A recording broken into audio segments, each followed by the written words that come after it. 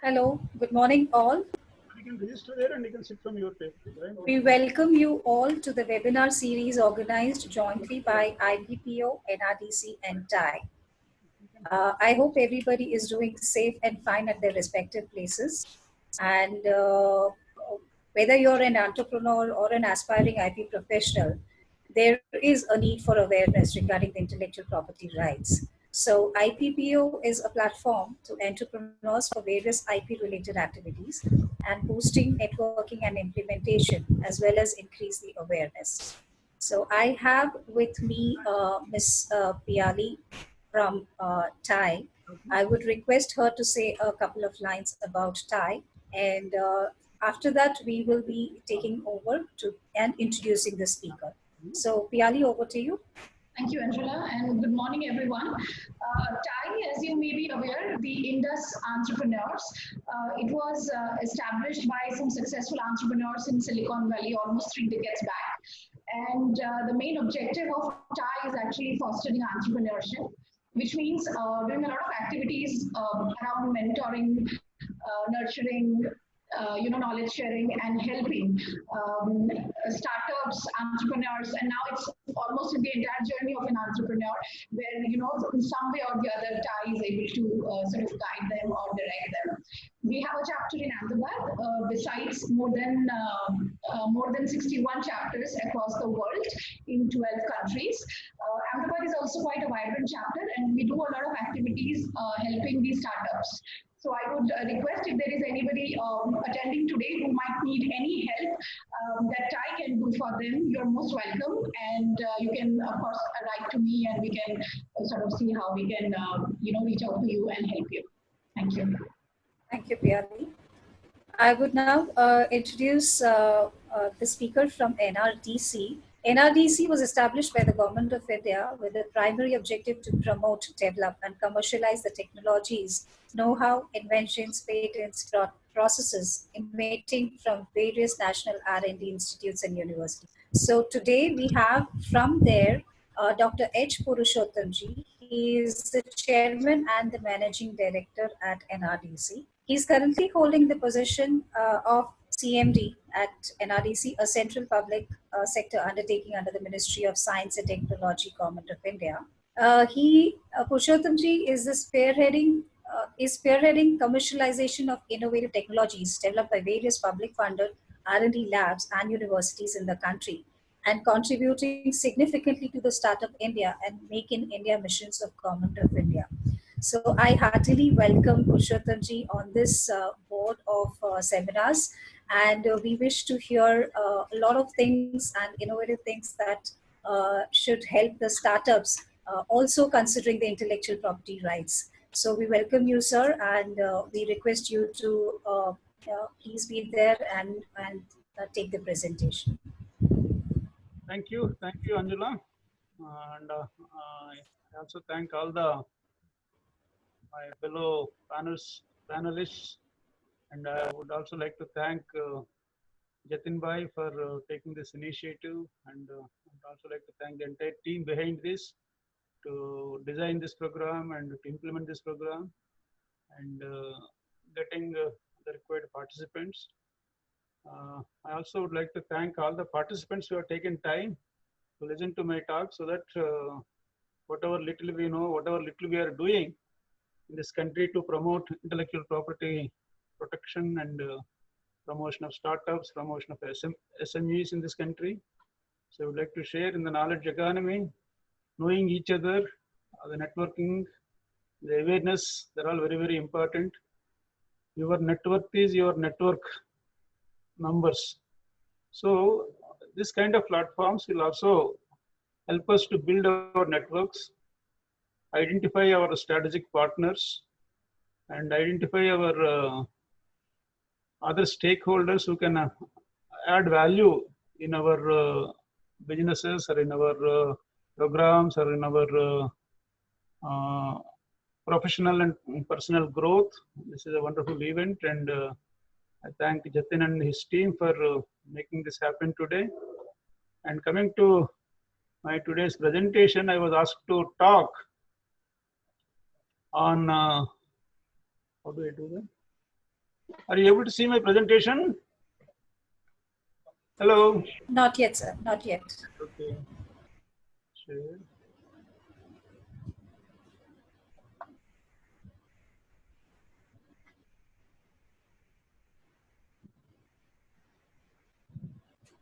Yes, we can. You're able to see? Okay. Yes, yes. So the time given to me, I suppose around some 40-45 minutes, followed by 10-15 minutes question answers. And if required, it can be extended also. The necessary arrangements can be made at your end to enhance the time limit in case there is a demand. And the subject I was asked to speak is intellectual property rights startups. Actually, these are both are very hot topics. The current COVID crisis, we need to understand, and we need to understand the implications, particularly so that we will be able to survive post-COVID. How to go back? Go back, kaisa jana? Okay. Yeah. So I think it is very important to understand some of the newcomers here. Of course, all the panel members are very much aware of all these fundamentals. For the benefit of some of the newcomers who joined today on this panel, I would like to touch upon some of the basic definitions.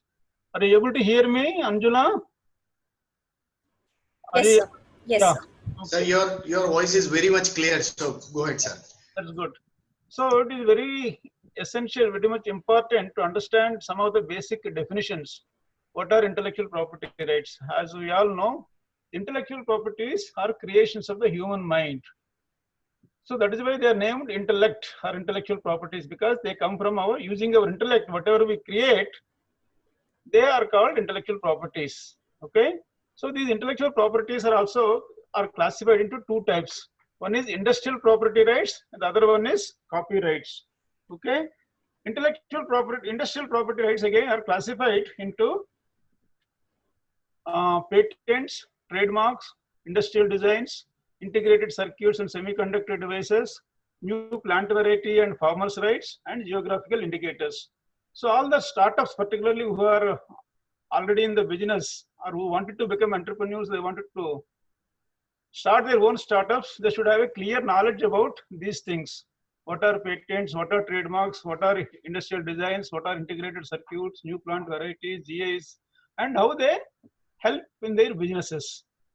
So these are all our effort today is to understand some of these things, the definitions, and how they can affect the businesses or the startups. So the second category of intellectual property rights, as we all aware, the copyrights. The copyrights could be literary works, books, music, films. They all comes under this copyrights. Okay, whatever we write, whatever softwares we write, or whatever musics, whatever films we make, whatever books we write, they all come under the copyright category. So and all these things are protected by their own laws. There is a patent law, there is a trademark law, there is a design law, there are GIS laws. Each one has got a statute by itself. So if you wanted to file the type of industrial property, the processes, the procedures, and are all very well defined in these statutes or acts. Okay.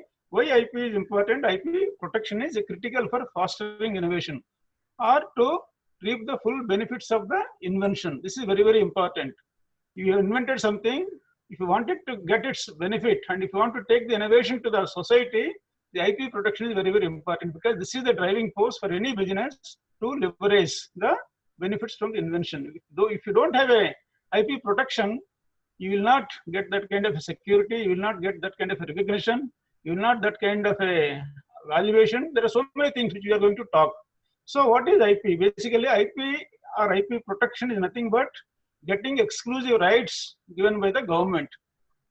So once you file and if you are granted these rights, a patent right, a trademark right, or a design or copyright, under these rights, you will get an exclusive right.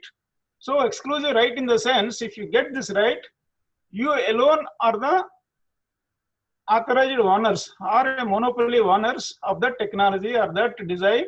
You alone can use it. If somebody wanted to use it, they need to buy the rights from you. If somebody use these things, your knowledge without your permission, you can always file a case against them. That is what the government gives a protection. IPs are nothing but a set of intangibles owned and they are legally protected. Okay, these are all some of the basic fundamentals or the basic definitions about the intellectual property rights. Then, since our topic is a startup, we also should understand what is startup. Okay, particularly for the youngsters and students, it is very much important to know the definition of a startup. As per the Government of India, DPIIT, the recent name of this DIPP is called DPIIT, just defined a company incorporated under Companies Act on or after 1/4/2016, and if the company is within its 10 years from the date of its incorporation, and if the business is scalable, it creates jobs and pursues innovation. These are some of the conditions one has to fulfill to call him as a startup. So what it means is that from the date of your incorporation up to 10 years, you are called as a startup company. If you are older than that, you are no more a startup company. And the entity's turnover should not be more than 100 crores in any one of the financial years since its incorporation within 10 years. If anyone within this 10 years, if your turnover reaches 100 crores, again you are no more a startup company. India has the third largest startup ecosystem in the world because of the Government of India's policies, the opportunities created under the Startup India, the Make in India, Digital India. India has emerged as the third largest ecosystem in the world, particularly in the startup category. And it is growing 12 to 15%, is a very good growth rate. There are, as of day 4 yesterday, there are about 31,522 startups recognized by DPIIT in our country. There are 4 to 5 startups are being registered every day. That is how it is growing. So there is also a need to understand what is the difference between a startup and MSME. All startups are MSMEs, or all MSMEs are startups? I don't think so.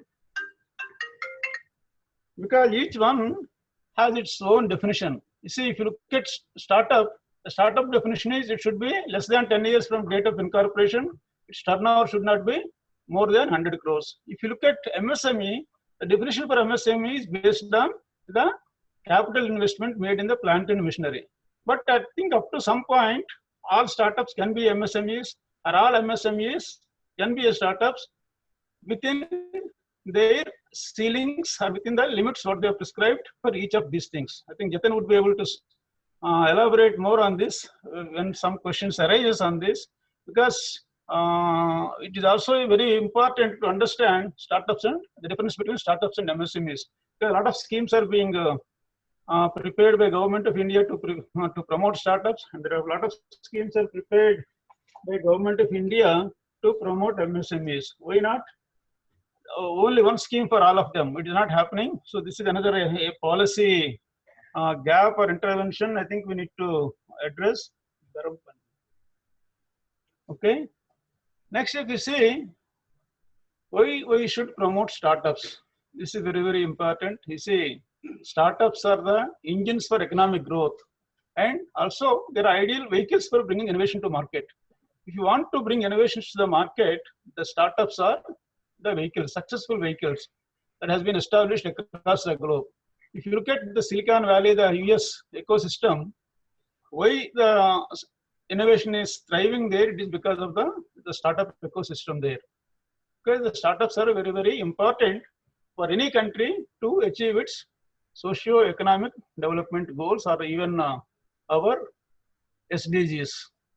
And the startups basically are seeds for future large-scale companies and corporates. Whatever large MNCs or whatever large corporations we are seeing today, they all took birth from these startups only.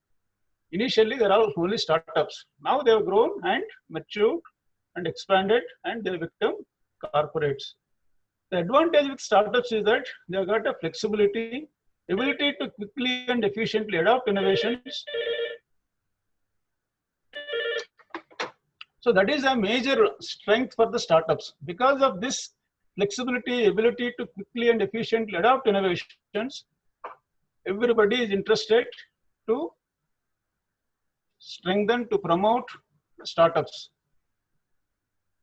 And there is also enormous opportunity for higher growth in short times in, for example, unicorns.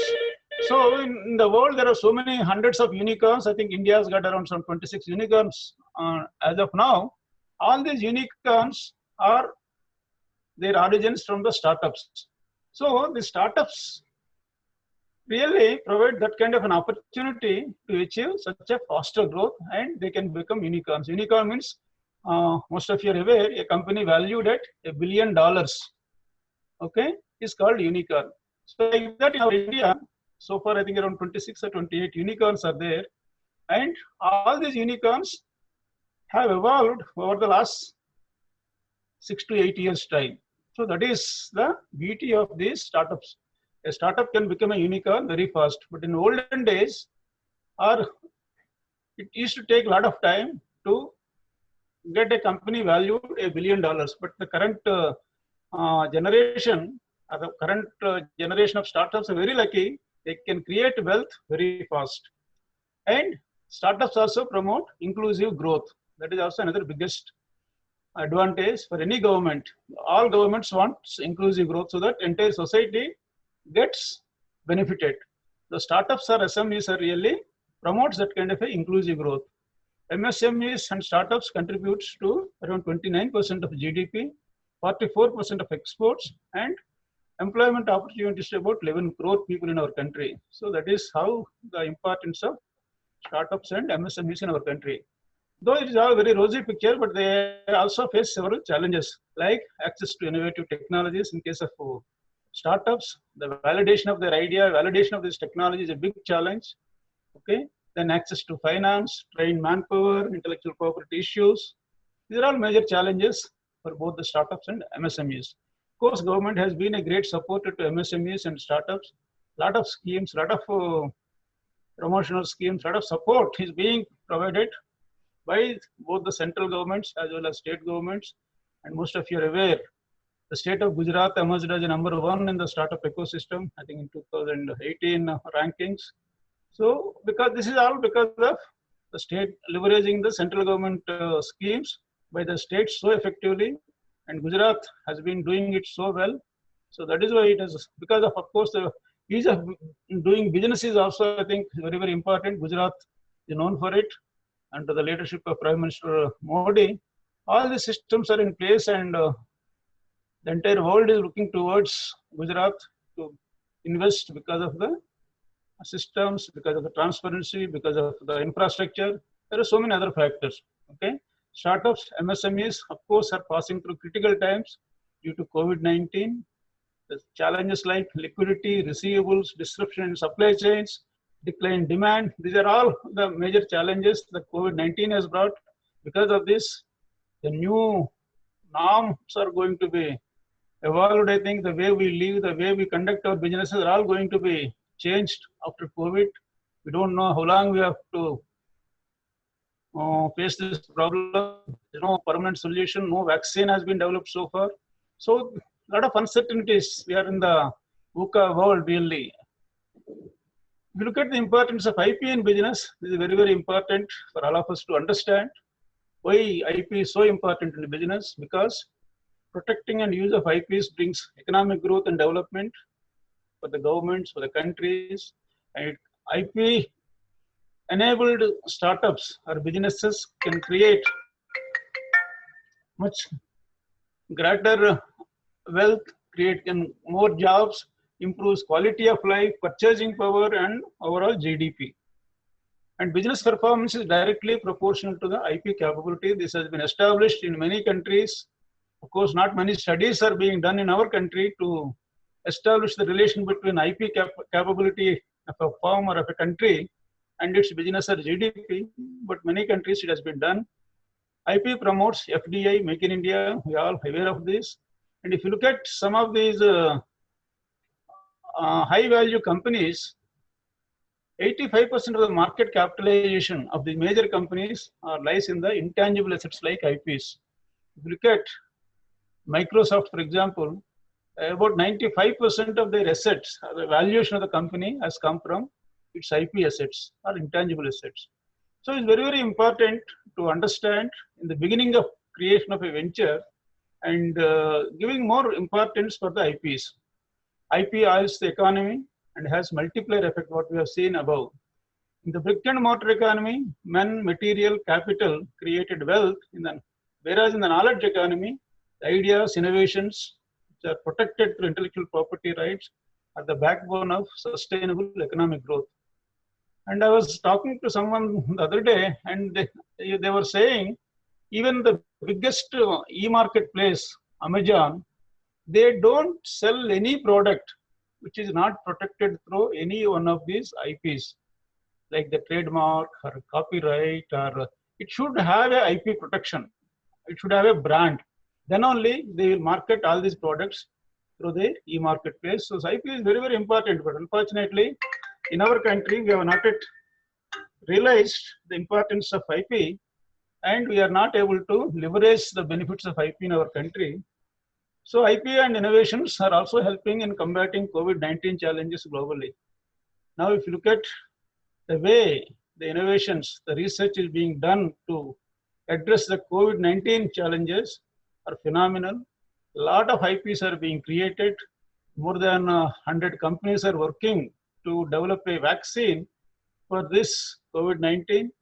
And we have to see how the IPs are going to be evolved or protected for this technology, which has got a lot of implications for the public health, how to deal with the IP issues in case these people comes out with a solution to address COVID-19. Is very, very challenging time, and probably IP laws within the existing IP laws can allow us to use that innovations or not, or the existing provisions in the TRIPS agreement, like the compulsory licensing, probably may have to be invoked if you want to address this combating COVID-19 in all these countries.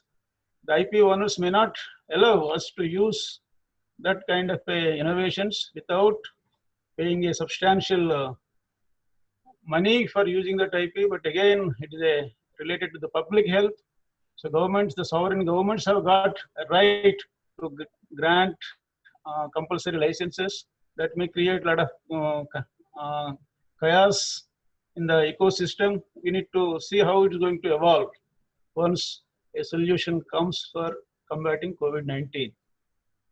So IP and the US economy, we always compare ourselves with the US because US is a gold standard for innovation, entrepreneurship, startups.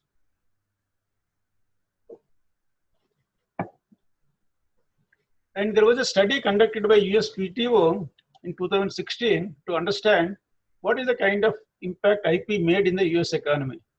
So the IP intensive industry supported 45 million high paid jobs. That is equivalent to about 30% of the US jobs. You see the kind of impact IP can bring, IP can transform.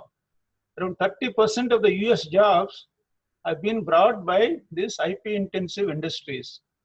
And they have contributed 6 trillion to the economy. 38.2% of the GDP in USA in 2016 has come from the IP-based industries.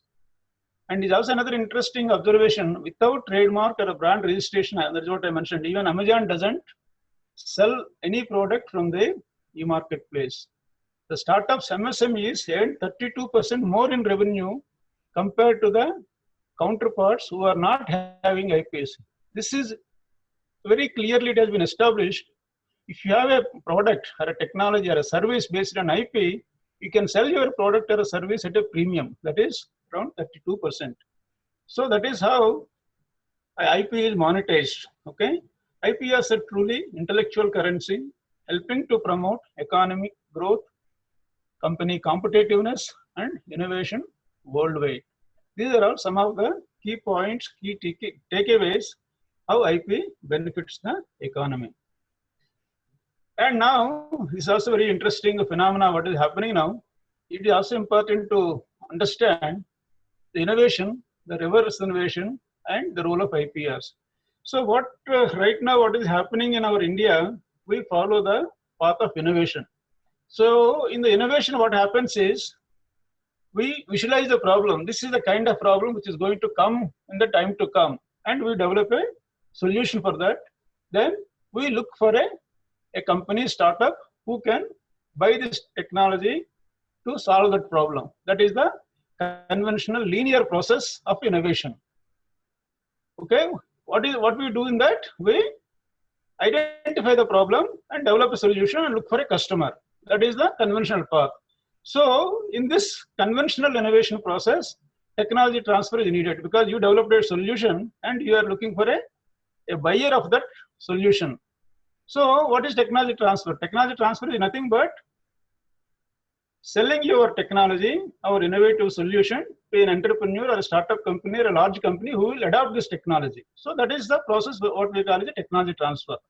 In this, predominantly, the IPRs are protected by the inventors here, because it is also driven by the technology push. That is the process, what we call it the technology push in the conventional innovation process. But whereas there is a transformational changes occurred now during the last 10 years in our country, of course, it's much more beyond in other countries. That is what we call as a reverse innovation. Reverse innovation. In the reverse innovation, what happens? The solution will be developed and to solve the problem. Okay, that is why it is called a reverse innovation. In the innovation process, we identify the problem first and find out a solution. In the reverse innovation process, we develop a solution for a given problem. So here, the path from idea to market is much shorter in the reverse innovation. So that is why the reverse innovation is generally adopted by the startup companies.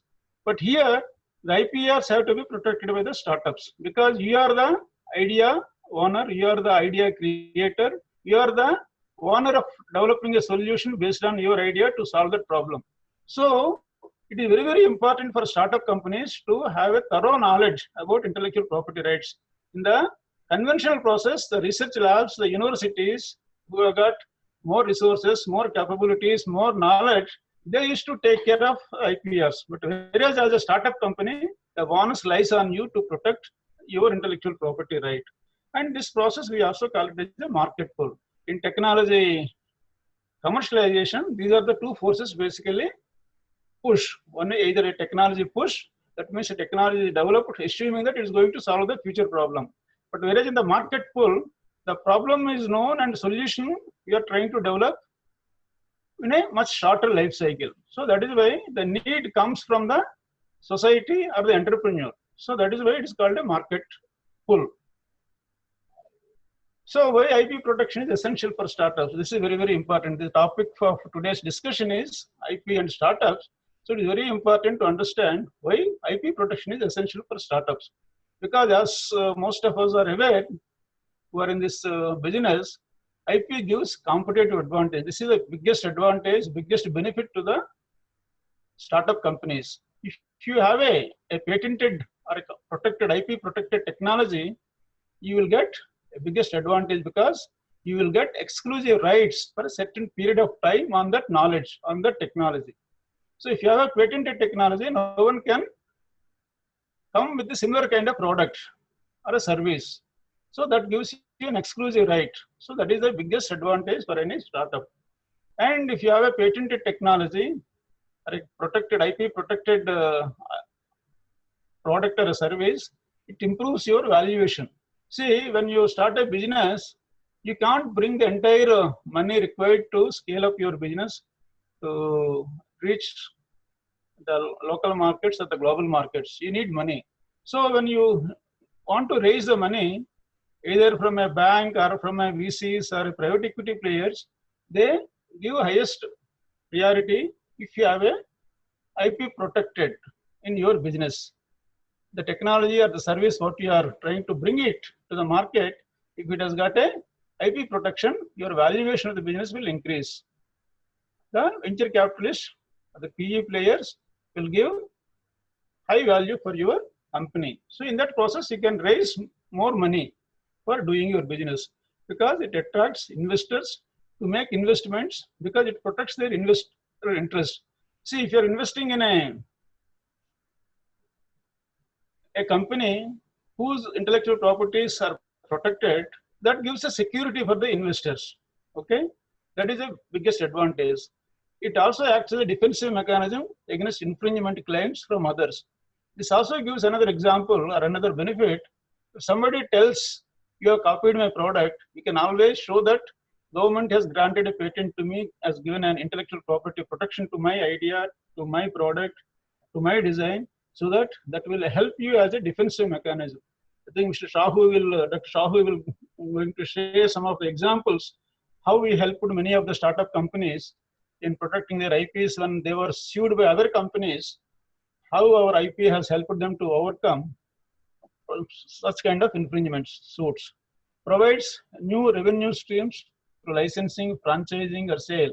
This is another biggest advantage. If you have an IP for your product or a technology or service, if you wanted to commercialize, you can do it because you get exclusive right.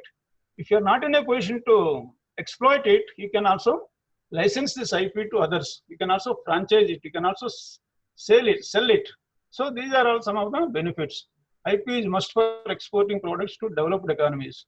Look at US, 95-96% of the products what are being sold in US market, they're all patent protected products.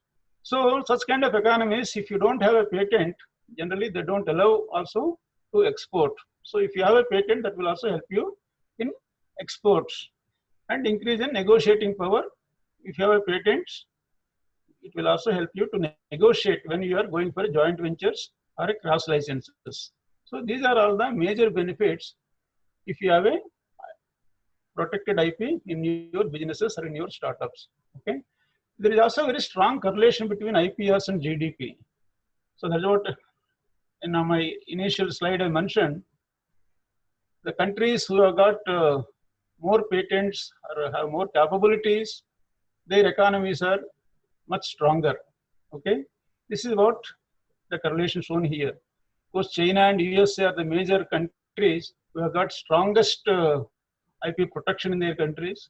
Of course, though China has got 15 lakh patents, but the problem is that their IP policy, IP law is different. Anything and everything can be patented there, and they are very liberal IP policies. So that is why they also, I think, go for utility patents. Because of all these things, their number is higher. But again, IP is a state or country specific. But US, if you look at it, the patents what US has got, they're all very high value, high quality patents. Okay, that is why if you look at the GDP of USA and the patents, they have about some 6 lakhs patents last year, and I think more than 20 lakh patents, valid patents in their country. And their economy, if you see it, is strongly correlated with the patents and the GDP, 21.4 trillions. Similar, the second largest economy in the world is China. Of course, we have also seen the kind of patents, how aggressively they are filing patents. Similarly, Japan. Similarly, Germany. Of course, India, we are very much at the lower end of the curve. India, an economy is about $3 trillion, but areas our patent filing around 50 to 53,000 every year. But this is this shows how important are the patents for the national economies. Then, if you also look at the patents for 100 billion GDP of some of the developed economies in Asian region, South Korea is leading with a 8,600 patents per 100 billions of their GDP. South Korea is leading in this Asian region. Of course, followed by China, Japan, India again, because our patents are very less. Our patents for 100 billion GDP around 174. There is a huge gap within our countries. This is also another slide I would like to bring it to your notice, how these innovative companies have grown and also how their market capitalization and the number of total patents they are holding. Apple, we all know, whose market capitalization is about $1 trillion, I think now, is of course fluctuating between trillion and 900 billion. So if you look at their annual turnover is only 265 billion, and the total number of patents they have 19,537 valid patents. That is why this company has been highly valued. The market cap is about $1 trillion. This data is about 1.5 years old. Similarly, if you look at Amazon, again, they too have, we all think that what is that is a e-marketplace, what IPs they can have. If you look at, they have 8,000 odd patents, particularly their algorithms, the softwares, the backbone of their business. Similarly, Microsoft, again, in the same order of Apple, their market capitalization is also about $1 trillion. They too hold around 40,000 patents. Again, Google, they also hold around 20,000 patents, and their valuation is also about 700 to 800 billion US dollars. Facebook, again, a new entry.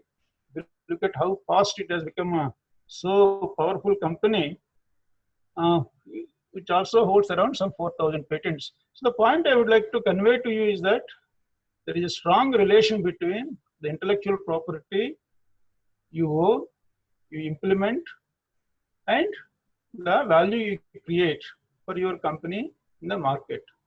This you have seen, it has been very amply established, whether it is a company or a country, the IP plays very important role in creating wealth. So how NRDC is supporting intellectual property protection and startups in our country? As you all know, NRDC is one of the largest and oldest technology transfer organization in the country, which was established in the year 1953. Is almost 65 years old company.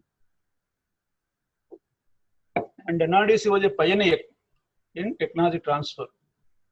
We work with most of the government labs in CSIR, DRDO, ICAR, ICMR, universities, IITs, and we have access to innovative technologies.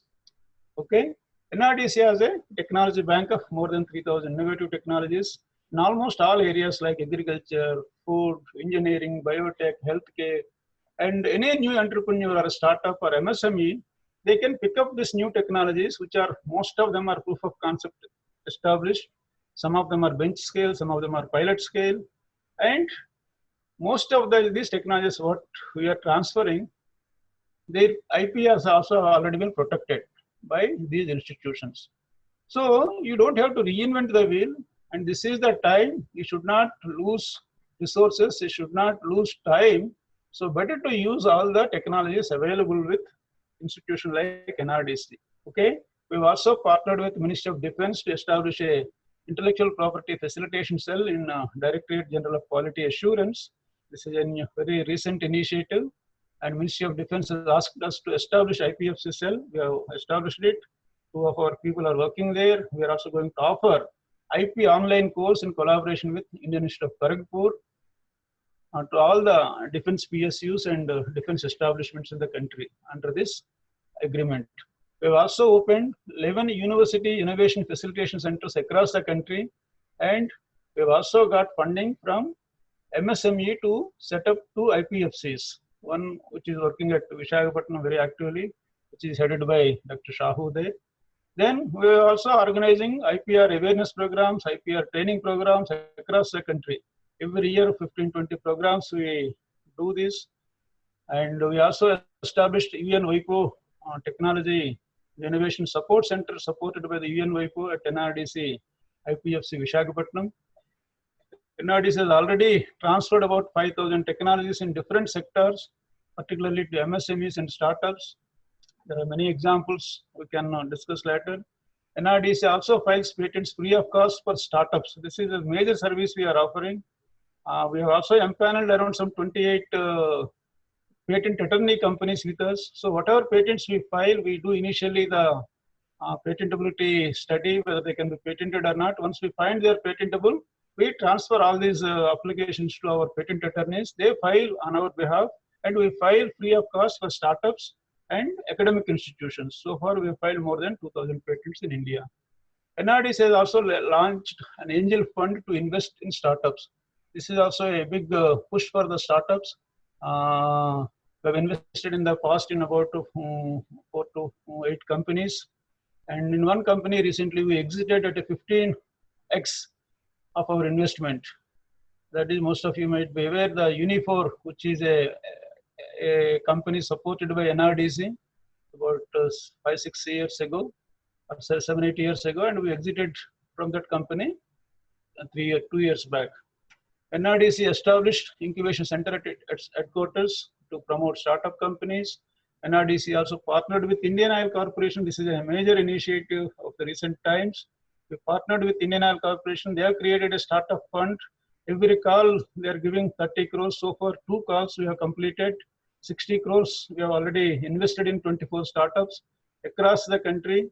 And whatever IPs have generated from these 24 startups, I think more than 20 IPs in terms of patents, copyrights, designs, all of them we have protected. NRDC is also assisting the Interministerial Board of Startup India Mission. So whoever register under Startup India portal and they seek government assistance and tax exemption, income tax exemption, there is one criteria they have to meet if they want all these government benefits. The criteria is that the startup should have an innovation in it. So whether innovation is there in the startup or not, who has to apprise, who has to tell to the government. So the government of India has given that responsibility to NRDC to find out whether the startup has got an innovation in it or not. So far we have appraised 4,000 applications. We found out around only some 352 applications who have got really innovation in those startups. So all of them will get benefit. So that doesn't mean that if you don't have an innovation, you cannot be a startup or you cannot do a business. It's not like that. Still you can be a startup as long as you are able to sell your product or service. You can always establish your company, sell your product, make money out of it. There is no problem.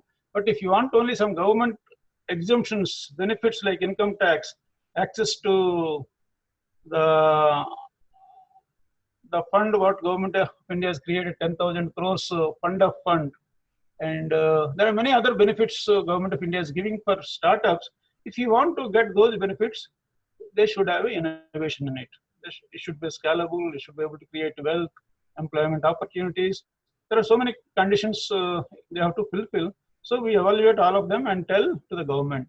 NRDC also partnered with the GEF, UNIDO, MOSME to validate the technology of green innovation startups, particularly in the energy efficiency, renewable energy, waste energy, water efficiency, for awarding the meritorious Clean Tech Innovation Awards. So the UNIDO has given these awards and we are a partner along with them to evaluate all these startups, whatever claims they have made, whatever innovative claims they have made, whether they are really genuine or not.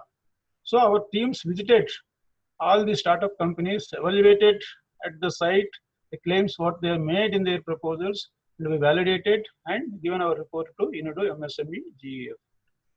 Okay, so NRDC is like a one-stop shop, I would say, because it gives almost all the services required by a startup company, by an entrepreneur, by an MSME, starting from technology assessment, support to pilot plant studies, IPR production, prototyping, field testing, clinical trials, market research, basic engineering package preparation, techno-economic feasibility report, DPRs, regulatory dossiers, getting regulatory approvals, marketing, angel, seed funding, incubation services, mentoring, hand-holding. So what more a startup needs other than these services? But unfortunately, many people are not aware the kind of services, the kind of institutional mechanisms available with government and NRDC. So that is why they are not able to leverage all these schemes and benefits. I firmly believe events like this, organized by Jatin and his team, will help us to reach out to the stakeholders in a better manner so that they will also get benefit of all these government schemes. These are some of the success stories. I don't want to spend much of the time. 1 or 2 examples. For example, the indelible link. When we go for elections, they put the ink on our finger to identify you already voted, you cannot vote till the next election comes. That indelible link technology was licensed by NRDC, which was developed by one of our CSIR lab, NPL, and we gave this technology to a Mysore Paint SME. And this company is not only meeting the entire country's requirements, they're also exporting this ink to more than 28 countries. And the beauty of this ink is that such a simple technology, all the employees in this company are women employees. The local women, they are producing this very high-end product. Similarly, the Amul baby milk powder, what we are all using to feed our babies, the Amul baby powder, milk powder, again a CSIR CFTRA technology, which we are licensed to, in fact, in Gujarat and Dr. Kurian. This is one of our earliest technology transfer. Even till today, this product is there in the market. The other day, I met the CMD of this NDDB and I asked him, sir, what is the turnover of this Amul baby milk powder? He said around 3,000 crores per year. Their turnover comes only from the Amul baby milk powder. This is the kind of impact NRDC has made. Similarly, the 10 and 20 HP tractors, the small tractors category, again NRDC has licensed these technologies which were developed by CSIR, CMERA Durgapur. The 20 HP tractor we licensed initially to Punjab Tractors. Subsequently, the Punjab Tractors was acquired by Mahindra and Mahindra, and they are manufacturing and selling these technologies. And also another company, Sonalika International, they are also manufacturing and selling these 20 HP tractors. Again, I asked them last month, what is the turnover of this 20 HP tractor from the Sonalika brand, the international tractor. They also confirmed that around 600 crores turnover is coming from the 20 HP tractor segment. The 10 HP, again, a small tractor, we have licensed to 4 or 5 companies. The sodium azide, the artificial heart valve, again, is one of the major success story of NRDC IP commercialization.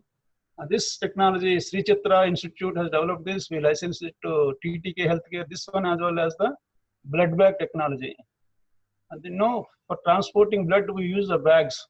Till our technology came into market, these products were imported from Japan. Now, in India, about 60% of the market share comes from our NRDC licenses for the blood bag technology. Ayush 82, again, another major blockbuster technology we licensed is anti-diabetic herbal formulation. We have given this technology to about 6-7 companies. One company, Kudos, is doing very well. And anti-arthritis herbal ointment, again, it is a CSIR NIST Jorhat technology. This is also doing very well. Remote operated vehicle, again, NIOT. Chennai has developed this technology. This remote operated vehicle can go up to 600 meters depth into the oceans and scan the ocean surfaces, can take photographs and send it to the shore. So this is a very high-tech application, and it's got a lot of applications in the Navy and mining activities. And we license this technology to L&T and Bharat Electronics Limited. Again, glycol-based antifreeze coolant, this is also a wonderful technology. When the vehicles goes to high altitudes, they will stop because of the lower temperatures. The diesel gets frozen there. DRDO has developed this technology. If you add this glycol-based antifreeze coolant into the diesel and put it into your vehicle, the vehicles will not stop even at lower temperatures.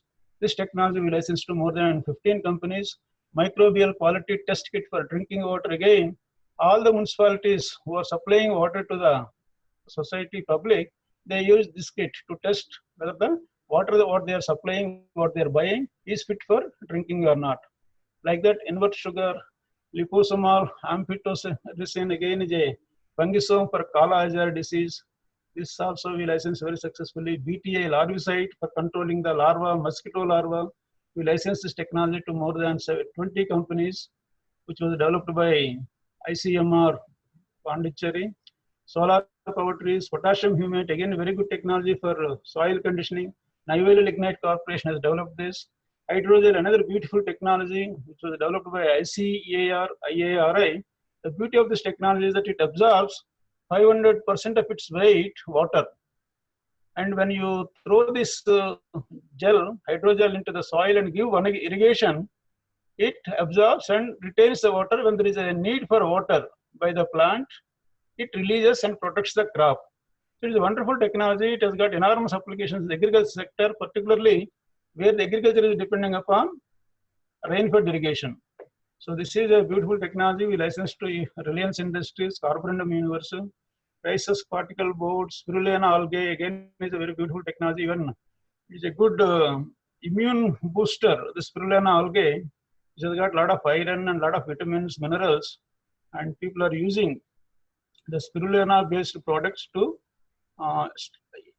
increase your immunity against coronavirus. Azadirachtin again is a biopesticide. So like that, there are thousands of technologies licensed by NRDC, which are in the market.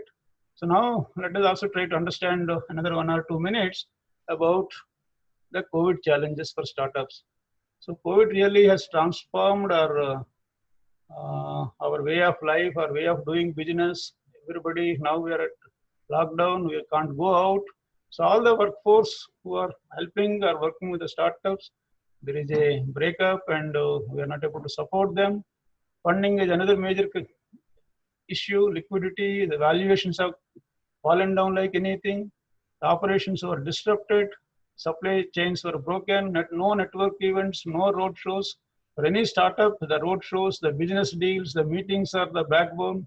All these things have come to an end because of this COVID. But at the same time, a lot of opportunities also have been thrown. As Einstein said, behind every crisis, there is an opportunity. So like that, this COVID also has brought us a lot of opportunities. So what are those opportunities? See, ultimately, to want to solve any problem, the science, technology, innovation is the backbone to solve those problems. Now this is an opportunity to leverage science, technology, innovation, information technologies to overcome all the challenges posed by the COVID-19. Emergence of a new kind of entrepreneurs or startups. Now, because a lot of people have lost their jobs because of the COVID, and they have experience, they have savings. So all of them now can become an entrepreneur. This is a wonderful opportunity. Even government also giving a lot of technologies free of cost to startup companies, particularly in the area of COVID. That is also another opportunity. Fast tracking of new technologies and business models to align with the new norms of life. This is the order of the day. Government also has given a lot of benefits, rather shorten the approval process, particularly the regulatory approvals. We never heard that we are getting regulatory approvals within 24 hours, 48 hours. So this is a fast tracking of government processes are also taking place. So it's also an opportunity. Whoever wanted to start their ventures under this crisis. And also if you look at 2008 crisis, many startups, what are all we are calling now the unicorns, they're all started during that crisis. So this is also another opportunity for all the innovative thinkers, people who have got that ability to take risk, visualize their future. This is a wonderful opportunity. And another major opportunity is that many people who have their origins for supply chains in China, now they don't want to continue their relationship with China, particularly USA, Japan, and other developed Europe economies, So now for them, the next best destination is India. So if you're able to prepare ourselves well, organizationally and at national level, policy-wise, and this is going to be a big opportunity for India to emerge as a developed nation very fast, because such a kind of opportunities are at our doorsteps now. So Government of India has also created a lot of enabling environment to fight COVID-19. Government has created 15,000 crore COVID fund, and multiple departments have announced funding support for development and deployment of new initiative technologies under DST, DBT, BIRAC, CSIR, DRDO, BARC, NRDC, PSCS office, ICMR, MIT. You name any department, every department has come out with a scheme to support initiatives, startups, particularly in the area of COVID-19. So this is a wonderful opportunity. The NRDC response is to COVID is we have published a compendium of technologies developed in India for combating COVID-19. Recently, day before yesterday, when this compendium was released, which has got around 200 proven technologies. Proven in the sense, proof of concepts have been established. For some of the technologies, ICMR also has given its concurrence. So the startups can pick up these technologies, they can start their businesses. This compendium having technologies in the area of tracing, testing, and treatment almost across the COVID value chain. We have technologies for tracing the COVID patients, the digital thermometers, or the digital scanners, thermo scanners to measure the temperatures. So many app-based technologies. For testing, we have so many kits, and we have for PPE equipment, a lot of drugs, both Ayush-based as well as chemical-based. So around more than 2,000 technologies which were developed in the country by CSIR labs, DRDO labs, ICAR labs, ICMR labs, universities, IITs. So we compiled. See, really it is a unimaginable. In 2 months or 2.5 months time, more than 200 technologies have been developed, and many technologies have gone into production also. So this is the kind of a response the entire community of scientists, academicians, industry, startups have raised and provided the support required by the government to contain COVID-19. A lot of opportunities are available. And we also launched a fund for scaling up of these lab scale technologies. 15th May is the last date for applying. Whoever has got a proof of concept tested technology with them, or they can take any of these technologies listed in this our compendium. They can scale it up further and establish their startups. Funds are available not only from NRDC, from many platforms. Almost every scientific department has got a fund. I think more than, as per my assessment, more than 500 crores fund has been there for all this kind of COVID-related technologies. Then we also file patents fast track and free of cost for all the COVID technologies. That is also another process we put in place. Generally, to file a patent, we spend some about 1 or 2 months to decide whether we should file a patent or not. But now we come out with a shortcut process. Anyone who has come to us seeking a patent assistance, and our teams will do the patentability search. And if they find it is patentable, I told them to file immediately. You don't have to wait. Take the approvals later. So that is the kind of a fast track mechanisms, whatever possible within our reach, we have been doing it. That is what, as a response to COVID, we compiled all the technologies available which can be adopted by startup companies. We also provided funding, and we are also filing patents. These are some of our small way, whatever we could do to address this challenge. We have initiated this, and we got an enormous response for all our initiatives. And I thank you all for your patient hearing and opportunity. If you have any specific questions, I will be very happy to answer them. Thank you. Thank you. Thank you so very much, sir. It was indeed a very beautiful presentation with a lot of detailed points touching upon what the startups need, what the IPR is, and the various numbers that you have shown across. So thank you so much. I will now open it up for question and answers. Can I look forward to questions? You can just raise a hand in the chat box or put your question in the chat box.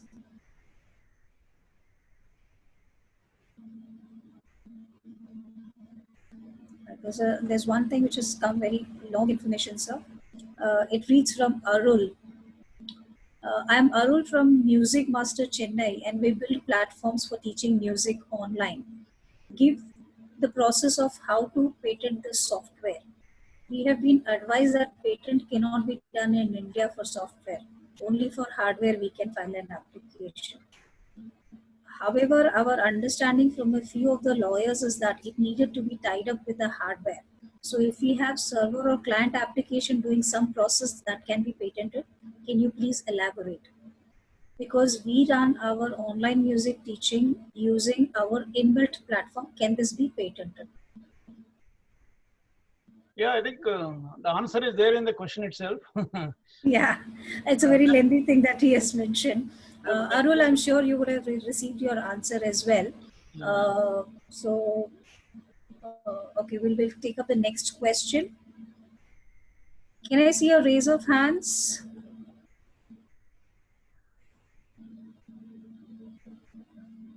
Anjulika? Yes, sir. What you can do is, see, you are also patent attorney, Jatin and others. Make Yes, use sir. of this opportunity to answer and clarify their doubts. Sure. As far as my understanding goes, I think patent, software per se cannot be patented in India. So we need to clarify them because they've attended our program and they're expecting answers. Okay. So let's try to answer them. But as far as my understanding goes, softwares cannot be patented as it is unless it is combined with the hardware, as you mentioned. That's correct, sir. So he gets only the copyright protection for a software. No? So you can, Jatin or yourself can clarify and answer his query also. Sure. As a moderator, you can also answer. You don't have to wait answer from me only. So, absolutely, sir. I'll just... I'll probably take this question and get the answers for that if this is not answered, Arul. And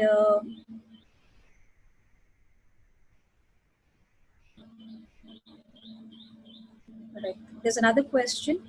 Has NR from Rajshri reads, has NRDC set any criteria to examine the innovations for any startup? Innovations for? Startup. No, what, I didn't As, understand. yeah, it reads, has NRDC set any criteria to examine the innovations for any startup? See, the innovations is basically what we do is the market assessment. The way Government of India, for example, in the Startup India, they have defined the innovation in a manner that the product, the service, which is coming out of the startup should be first of its kind in India. That is the definition given to us by DIPP. Any startup fulfills this criteria, you recommend them for this benefit. So with against that definition, we evaluate the product or service which is being produced by the startup meets that criteria or not, whether it is first of its kind in India or not. Initially, government said it should be first of its kind in the world. A lot of startups made a hue and cry saying that your definition is very stringent. There is a business for our product and service. You are saying that it should be first of its kind in the world. We are not able to meet your criteria. We are not able to utilize your scheme benefits. Then Government of India has diluted to support the startups, saying that it need not be first of its kind in the world. It should be at least first of its kind in India. So whenever we receive a proposal from the DIPP for assessment, we see their product or the service and its features and compare with the product, similar kind of products and services available in the market or not. If there is any significant difference, even a marginal difference, we try to help them by recommending them. Are you clear? Are you clear? Rajshri, does that answer your question? Okay, thank you, Rajshri. Many people have thanked for the presentation and whether we can receive a copy of the presentation. So yes, we will make it available. Okay, there's a question. What is the exact process for IPR? Like if we have hypothetical example, air purifier, online form filing, whom to contact? So Beenal, we will, you can reach out to info@ippopl.com with your questions, and we will be able to help you answer whatever questions you have in terms of the processes and filing. I expect more questions. Yeah. There are not more questions means they are already aware of all these things. There's a question from Kalpana Singh. It reads, could you please explain again the difference between a startup and an MSME? Yeah, it is a good question. Even this thought also came to me first time when I was thinking about the startup. We should also try to understand what is the difference between a startup and MSME. So as I mentioned to you, MSME, the criteria for MSME is the investment in the plant and machinery. Okay, I think the micro is, I think somebody can correct me because I have not kept a track on the investment levels. I think less than 25 lakhs is some kind of a micro investment in plant and machinery, and up to 5 crores, I think it is a small. 5 to 10 crores is medium. More than 10 crores is, I think, small, medium, and medium. Okay, more than that is what the range. 25 lakhs, 5 crores, and more than 5 crores. Okay, that is for the definition for a MSME. But whereas for startups, there is, as far as financial terms are concerned, only one criteria, that is the revenue should not be more than 100 crores in any one of the 10 years of the startup period. The startup, we call the startup only if your company is below 10 years from its date of incorporation. Okay, so the criteria for MSMEs and startups are two different things, but at some point, I think both of them will be overlapping with each other. They can be MSMEs also can be called as a startups. Startups also can be called as a MSMEs up to certain point, as long as they are within the limits prescribed by the DIPP or the MSME. Am I clear? Is it clear?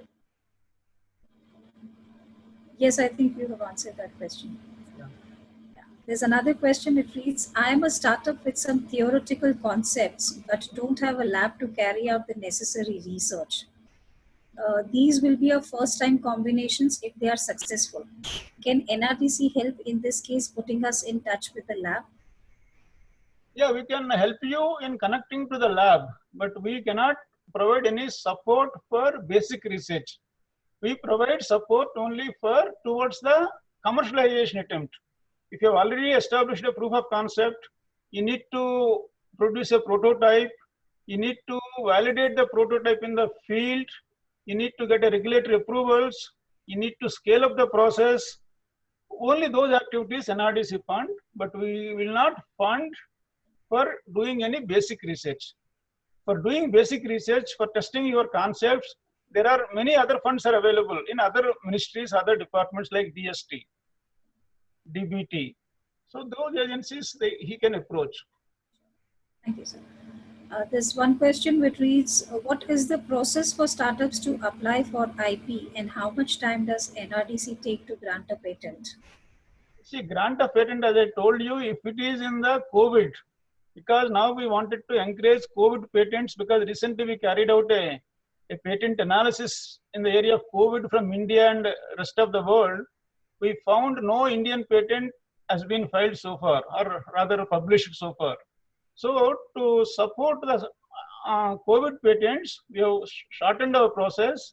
Even within 1 week, we can file the application. But granting patent, of course, it takes time as per the Government of India norms. But that doesn't affect the inventor anyway. Once you file your application, your rights will be protected from that day onwards. Okay?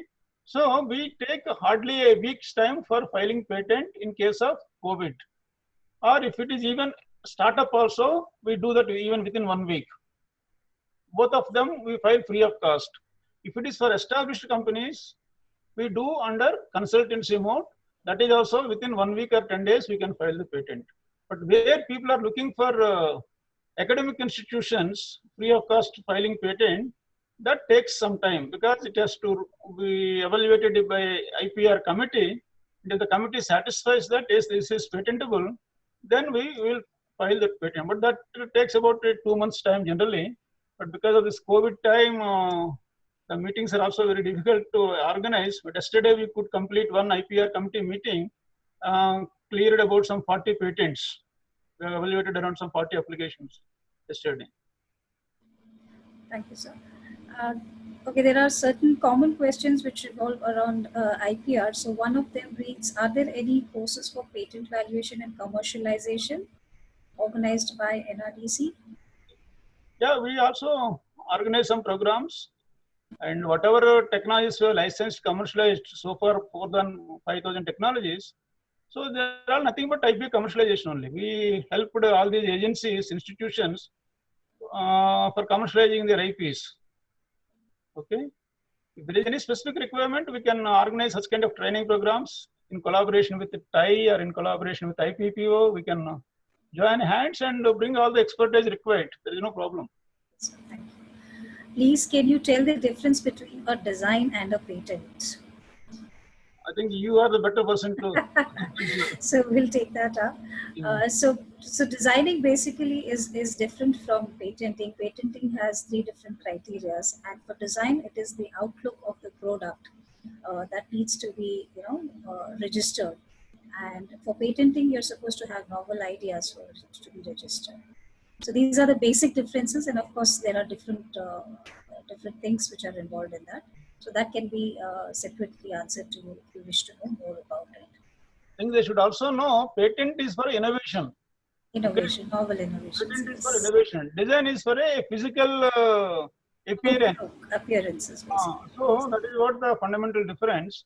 So an inventor can have more than one IP also for the same thing. Okay. For example, if you look at a pressure cooker or a gillet blade, there are protected through more than 35 intellectual property rights. Some components are protected through patent, some components are protected through copyright, some components are protected through design, some components are protected through a combination of IPs. That's what I mean to say. For example, if you look at our smartphone itself, it has got more than 200 IPs protected. Each component has been protected through different types of IP. That is possible. There's one question which reads, COVID-19 technology has reached NRDC, but how will we know that it will be successful in future, keeping in mind the novel virus and its effect?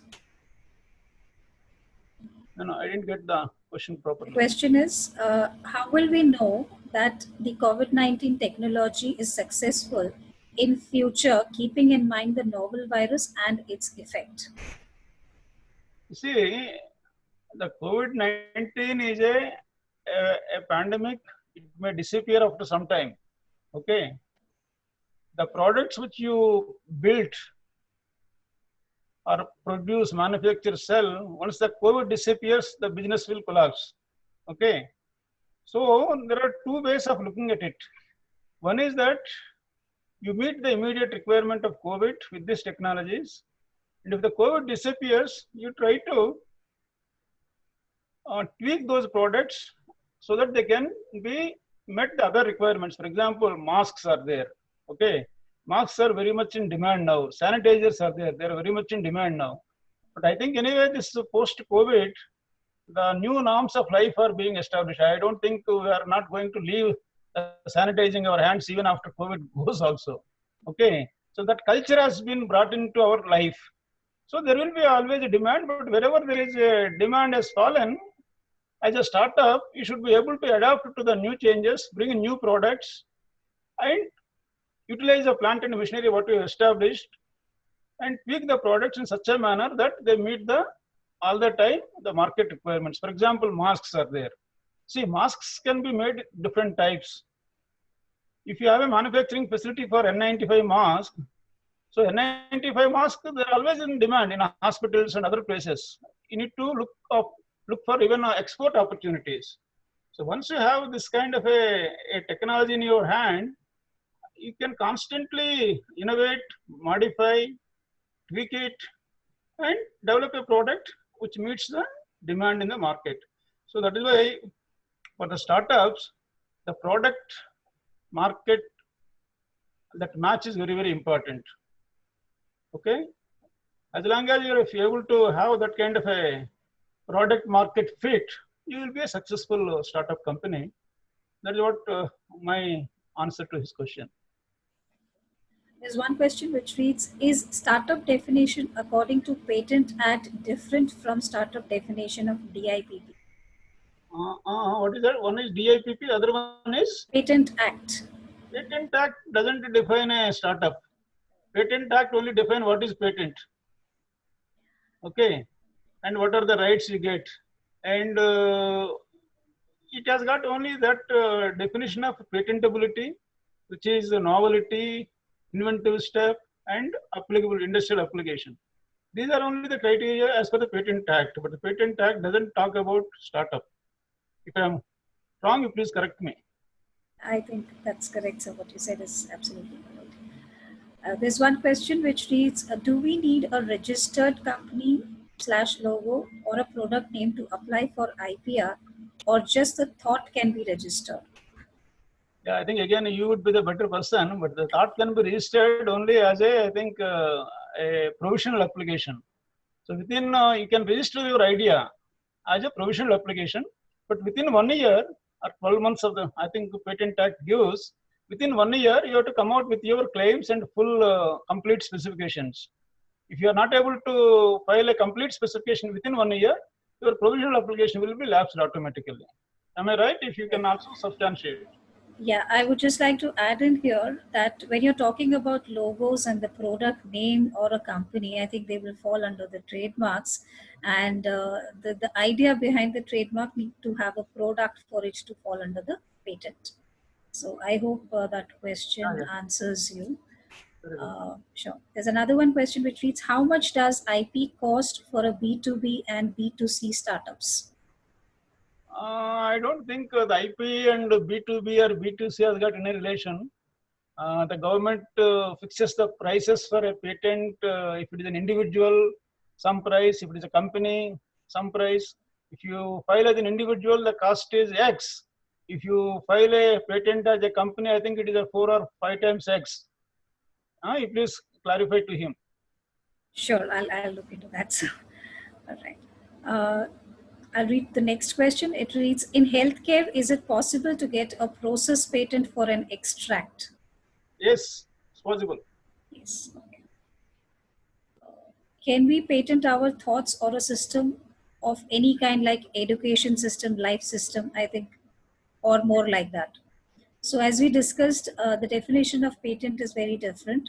So the systems need to have certain novelty in them and the industrial application, as Sir said. So those criterias are there for patenting. But if you think that these systems have certain written data or written content to help you run through it, I think they can be protected under the copyright. So I hope that answers your question. I think that's all we have in the question answers from the chat box, sir. Anybody want to raise a question to sir personally, want to talk to him, get your answers? Can raise your hand so that I can look at them and call your name. No. All right. So I would like to thank you very much, sir, for giving a beautiful presentation and answering the questions. Thank you so much for coming on the board of IPPO and solving the problems and providing a lot of current scenario solutions to the people. I would like to call on Yali.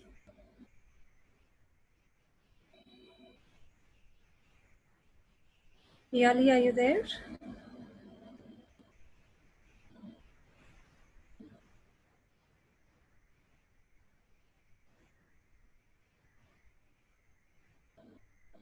I don't think I'm able to connect with her. All right, so I would, on behalf of IPPO and TIE, would like to thank you for coming across. And we would request you to please provide the same kind of support for all our other programs as well. And there's a lot of requests about the PPT to be shared. So I'd request if you could pass the PPT to us so that we can pass it on to the relevant people. Sure. No issue.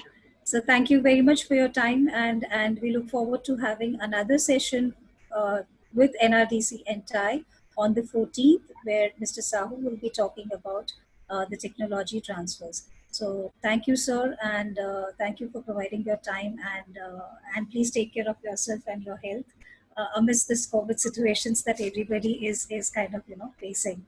So I would like to end the session unless you have any last comments to say, sir. It's fine, really. I enjoyed talking to all of you, and there's a good response. I could see the scorecard here, 91, 92. Yeah, we reached to about 96. I think that was the last that we had. Yeah.